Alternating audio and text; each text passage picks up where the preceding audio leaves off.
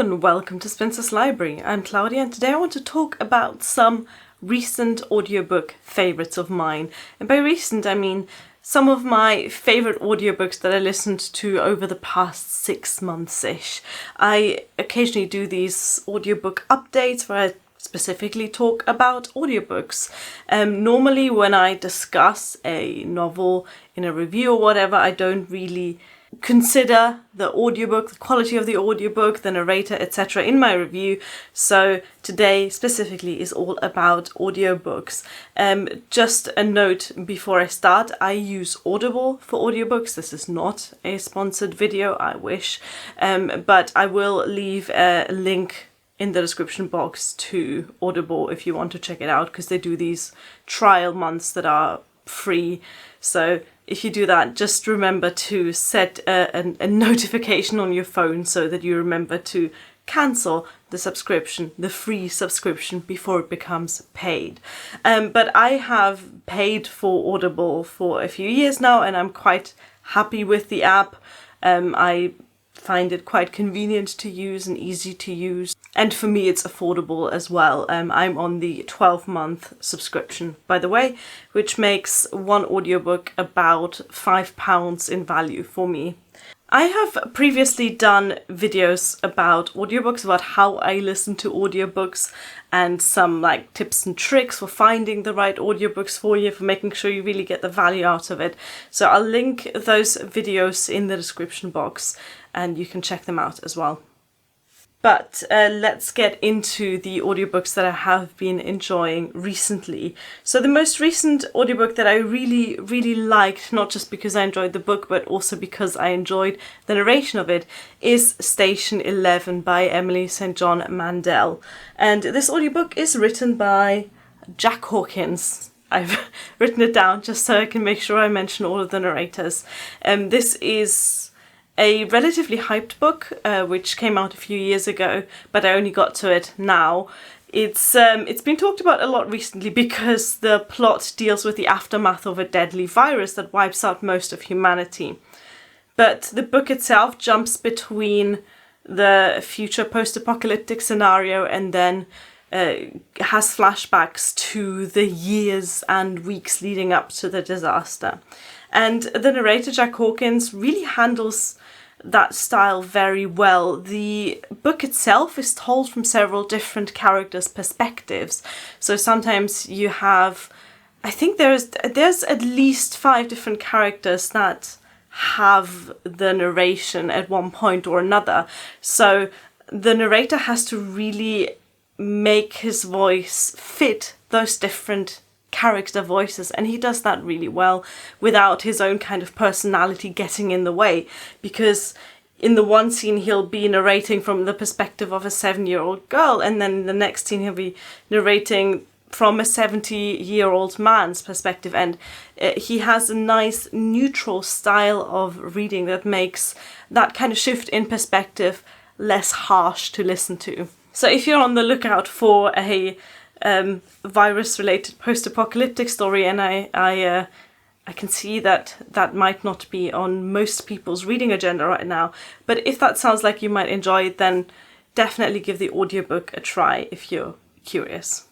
The second book I want to mention is also a post-apocalyptic, or I guess pre-apocalyptic, or maybe just apocalyptic story, and this is actually a 20th century classic. This is The Kraken Wakes by John Wyndham, and the audiobook for this is read by Alex Jennings. Now, I don't know if the actual recording is quite old, if this is one of those recordings that was originally recorded on tape and then digitized so that you can download it now, but the narrator has the perfect mid-20th century British journalist accent, which is exactly what the story is about. The main character is a journalist, a radio reporter in fact, in the 1950s, and the narrator's voice just matches that character perfectly.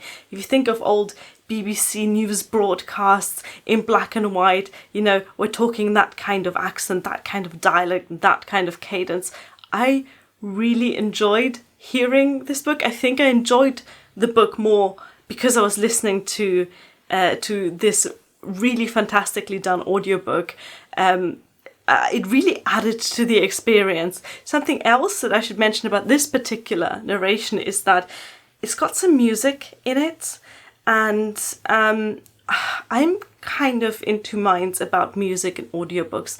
When it's done really well, then it adds to the atmosphere. In this case, it's only there's this little theme tune that's played occasionally, and that's what makes me think that this was probably an old tape recording, or maybe even on vinyl, because it's played sort of at random intervals, sometimes at the end of a chapter, but sometimes in the middle of a chapter, which makes me think that's when you would change the tape or flip over the vinyl. So it's cute, it's a cute little melody, and it's atmospheric enough, and it doesn't get in the way of the narration, and it's not played while the book is being read, but just kind of, you know, it maybe 6 or 7 times throughout the book at ends and beginnings of chapters.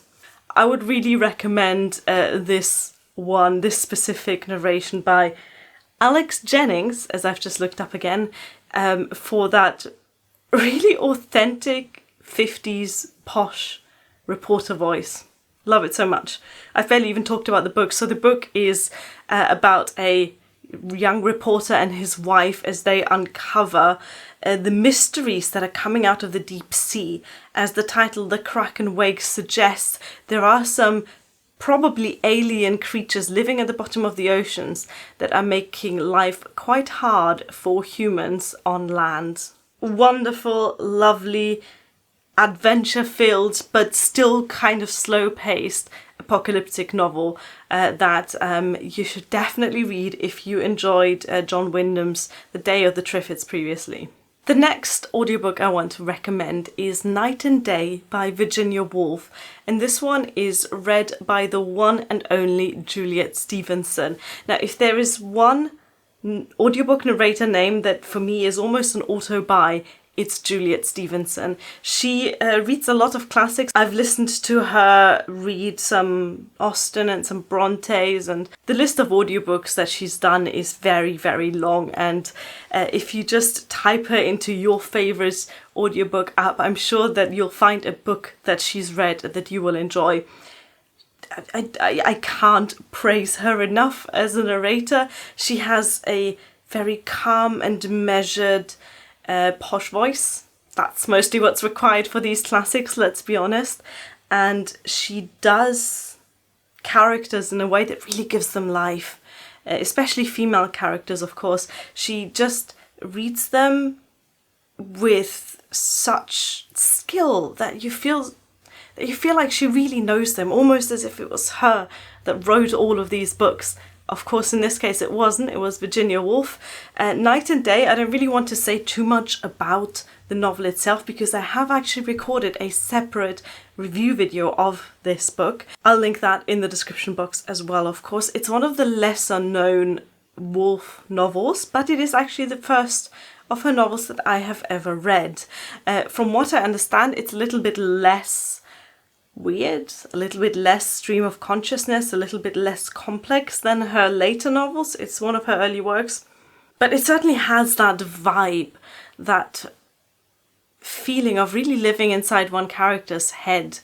And Night and Day is actually told from 4 different perspectives, 4 people, 2 men and 2 women that interact and have relationships and have conflicts with one another.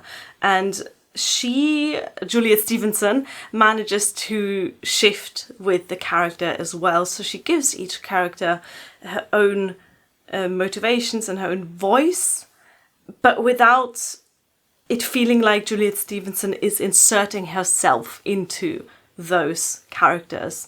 So she, to me, is just the perfect audiobook narrator. And again, if I see that she's done an audiobook that I'm interested in, then I will 100% of the time buy her narration over anyone else's.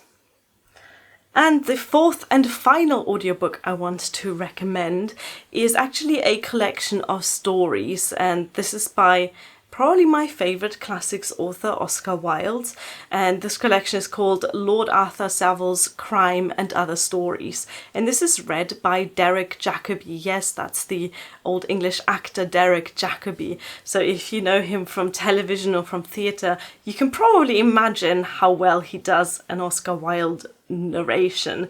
And this has got some of my favourite Oscar Wilde short stories, including The Canterville Ghost, which is a story that I would recommend to you if you haven't read an Oscar Wilde short story before. It's very humorous, it's kind of dark and satirical, but also kind of moves into the sentimental and cheesy, which Oscar Wilde kind of straddles that line between snarky, sarcastic, witty, societal commentary and cheesy, sentimental, heartbreaking kind of stuff. That story contains both for me. The title story, Lord Arthur Savile's Crime, is also very, very good. All of these stories are actually just like the core of what I enjoy about Oscar Wilde's writing.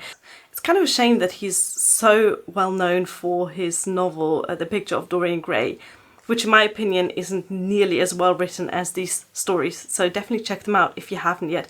Derek Jacobi, very classic kind of narration, you know, he does the American accents really badly, which I think at this point it's just almost a trope for English character actors to just completely mess up any American accents. But he does the posh English voices even better. As you would imagine, he has just a very calming voice. He's one of those narrators, I suppose, where you just can't go wrong. You know, he doesn't over-insert himself into the story, but his voice has character, it's got charm, and it's just a perfect fit for Oscar Wilde's stories, in my opinion. So these are the 4 audiobooks that I wanted to talk about today, but I also just quickly want to mention some podcasts that I've been listening to on Audible. Now, I listen to a lot of podcasts, and for most of them I use a mobile phone app called Dogcatcher, which I've had for many, many years. I think I paid for it when I bought it, but that's such a long time ago now that I don't even remember. It's you know, it's just your typical RSS feed based podcasting app, and I listen to probably 24 podcasts on there. However, there are some podcasts that you can only get on Audible, and again, I think you can get them in the free trial as well. The one that I really want to recommend, because I think that's the one that's going to be most interesting to the sort of people who watch my channel, is going to be one called Stephen Fry's Victorian Secrets. You might be familiar with Stephen Fry. He is a big what does he do? Actor, author, presenter, general television personality. I'm not sure how popular he is outside of the UK, but he's a big deal over here, and he is the sort of person who's interested in a lot of different things, so I'm not surprised that he's interested in Victorian history.